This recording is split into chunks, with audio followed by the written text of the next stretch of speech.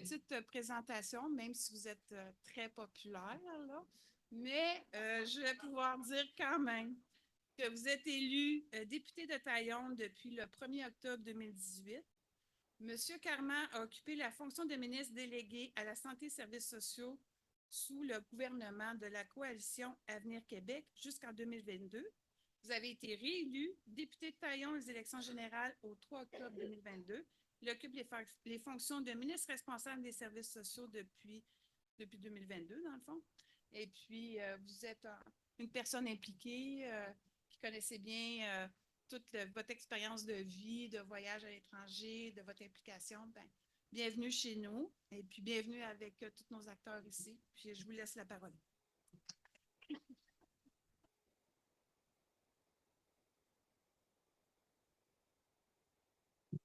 Merci beaucoup, Isabelle. Premièrement, parmi les choses qui n'ont pas été mentionnées, pendant 24 ans, j'ai été neurologue à l'hôpital Sainte-Justine.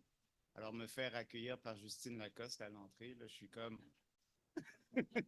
à en perdre connaissance. Merci, Alexandre, d'être présent ici, le député de Hochelaga-Maisonneuve, qui, comme moi, n'est pas à l'Assemblée nationale ce matin. Donc, je ne suis pas le seul. Ça me fait grandement plaisir de te voir. Docteur Julien, j'ai toujours un plaisir de siéger avec toi, d'être assis avec toi ici et parler d'un sujet qui nous tient vraiment tous à cœur, là, nos enfants. Nos enfants, vous êtes tous ici pour ça. Et je vous remercie d'entrée de jeu là, pour le travail que vous faites, tous et chacun. Puis aujourd'hui, vous aurez la chance de participer à une série d'ateliers qui vont parler d'un sujet qui est également très important pour nous, qui s'agit de la prévention de la négligence envers nos enfants.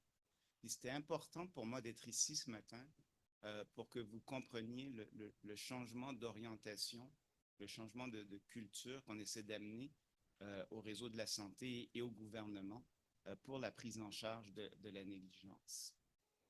J'ai souvent répété, puis c'est l'origine de mon implication en politique, la prévention, c'est beaucoup plus important ça doit venir avant la protection. Et quand la raison pourquoi je me suis impliqué en politique, c'était vraiment l'importance pour moi de déployer le programme Agirto, que vous devez connaître, qui à l'époque, quand j'étais à Sainte-Justine, s'appelait Sirène, puis qui existe encore, Sirène d'ailleurs, et qui, pour des raisons, je pense, logistiques, politiques, etc., on n'arrivait pas à déployer à l'extérieur de l'île de Montréal. Donc, c'est important pour moi de pousser cette prévention, de pousser cette intervention précoce là, auprès des jeunes. Et je suis très fier de dire qu'aujourd'hui, après 5 ans, c'est plus de 125 000 enfants qui ont bénéficié du programme Agirto. Et cette prévention précoce qu'on fait avant l'entrée à l'école, ça nous permet d'éviter ce qu'on appelle justement une forme de négligence, qui est la négligence éducative, qui est souvent fréquente. Puis je le dis souvent, ces familles-là, c'est souvent des problèmes qui sont intergénérationnels. Donc, ça ne faut pas juste dire aux parents d'aller à un rendez-vous. Il faut vraiment faire un effort pour aller vers ces familles-là, intervenir à l'intérieur de la communauté, intervenir auprès de leur milieu de vie, si on veut vraiment faire une différence. Puis c'est vers là qu'on veut amener Agirto. On commence à une phase où on va commencer à aller intervenir à l'intérieur des milieux de garde. Dans les milieux plus ruraux, on va dans les rangs pour aller aider les familles. Ça va être l'évolution naturelle du programme et c'est vers ça où on veut amener le programme. Une autre chose qui est importante également pour moi, c'était le programme d'intervention en négligence. Dès que je suis arrivé, moi, dans mon comté à Taillon, Longueuil, quand je parlais du programme d'intervention en négligence, ça ne semblait pas fonctionner de façon très harmonieuse. Puis surtout, il y avait un genre de déconnexion entre ce que faisait le réseau et, nos organismes communautaires autour du programme d'intervention en négligence. Donc, la première chose que j'ai demandé en arrivant au ministère, c'est d'impliquer les organismes communautaires qui doivent qui en font déjà beaucoup pour les enfants en situation de négligence, un autre sujet là, que j'ai dans la tête, en situation de négligence, et comme le fait effectivement l'organisme aujourd'hui, qui nous accueille aujourd'hui. Mais malgré tout, je pense qu'il fallait une réflexion un peu plus approfondie sur ce que c'était le programme d'intervention en négligence. Dans plusieurs régions où j'allais, moi, quand je vais visiter une région, je prends toujours le temps de m'asseoir avec les intervenants, l'assistant les gestionnaires, pour qu'ils me racontent un peu comment ça se passe dans leur quotidien. Puis beaucoup me disaient, mais ça n'a pas de bon sens qu'on travaille pour aider les familles.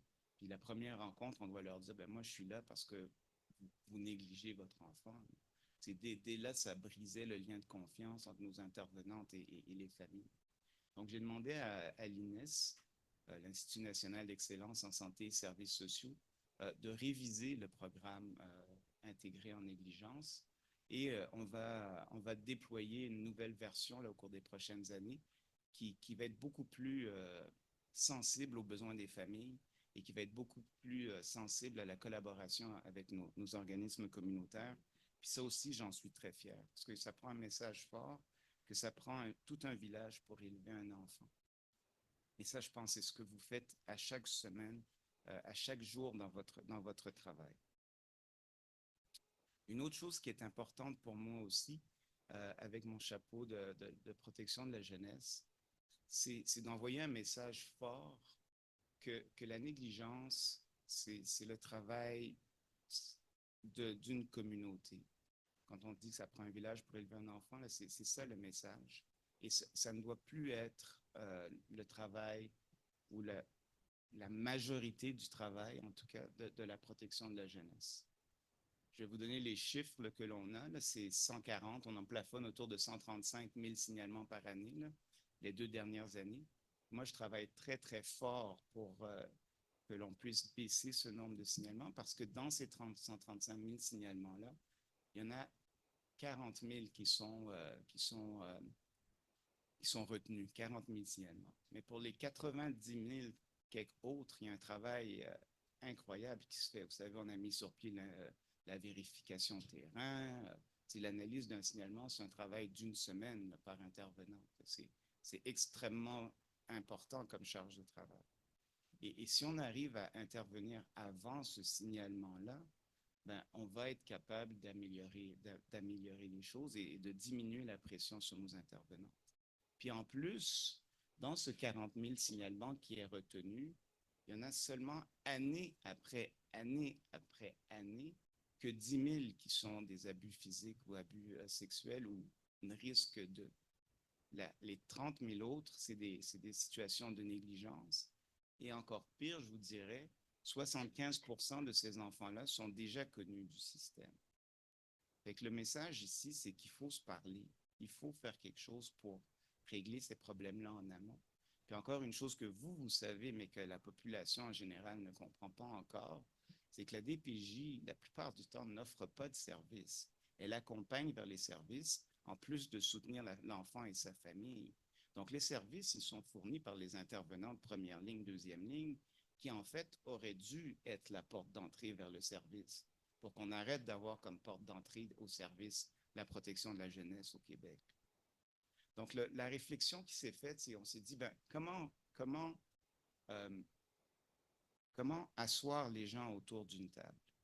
Puis on a profité du programme Ma famille, ma communauté, qui avait été déployé il y a des dizaines d'années là, par la Fondation Chagnon, et qui restait certains sites, certaines de ces tables communautaires-là à travers le Québec, dont 2 en Montérégie. Et le but, c'est d'asseoir régulièrement à la table les organismes communautaires, les centres de services scolaires, les services policiers, les intervenants communautaires et du réseau de la santé autour de la même table pour discuter des enjeux d'un enfant. Mais dans le contexte de Ma famille, ma communauté, c'était vraiment pour prévenir les placements chez ceux qui sont pris en charge par la DPJ. Puis le but, c'était vraiment d'établir cette table partout au Québec avant de pouvoir aller plus loin. Mais à ma grande surprise, puis à mon grand bonheur, Granby, un endroit qui a un peu marqué mon premier mandat, a pris une initiative fantastique. Ils ont pris leur table Ma famille, ma communauté, puis ils l'ont utilisée pour gérer les situations en amont de la protection de la jeunesse. Donc, cette table qui réunit les centres de services scolaires, les services policiers, la municipalité, la première ligne, la protection de la jeunesse, a commencé à se réunir chaque semaine ou aux 2 semaines pour parler des enfants qui les inquiètent. Pas les enfants qui sont signalés, les enfants qui les inquiètent. Parce que les écoles, ils me disent toujours ça. On est inquiet, on parle aux parents, les parents n'interviennent pas. Alors, notre seule porte de solution, c'est appeler la DPJ.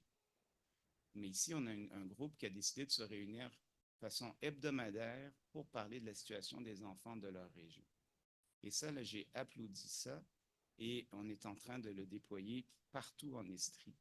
Je pense que c'est un modèle que je vous dirais que je veux déployer à travers le Québec. On est rendu à 14 tables, ma famille, ma communauté, mais la priorité, c'est d'établir ces tables-là qui s'appellent les tables communautaires Agir ensemble.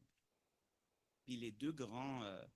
puis une chose qui est importante aussi dans le modèle qu'ils ont déployé à Granby, puis qui fait la réussite du modèle, c'est que ces réunions hebdomadaires se situent dans des organismes communautaires et non pas dans un CLSC ou dans un hôpital. Tu sais, les familles vulnérables, le docteur Julien va vous en parler, tu sais, vous le savez, ils sont pas tentés d'aller vers le réseau de la santé, il faut se le dire. Même j'entends des fois des gens dire oh, on ne veut pas trop aller à Agirto parce que s'ils voient que mon enfant a un retard, ils vont peut-être me signaler. Faut casser ce mythe-là.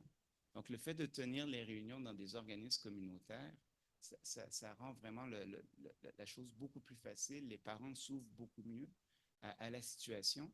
Puis, les deux grands groupes d'organismes communautaires qui, jusqu'à présent, ont levé la main, c'est vraiment les organismes communautaires familles et les centres de pédiatrie sociale. Et il y a beaucoup de gens qui ont tendance à lever la main. À Drummondville, c'est rendu établi.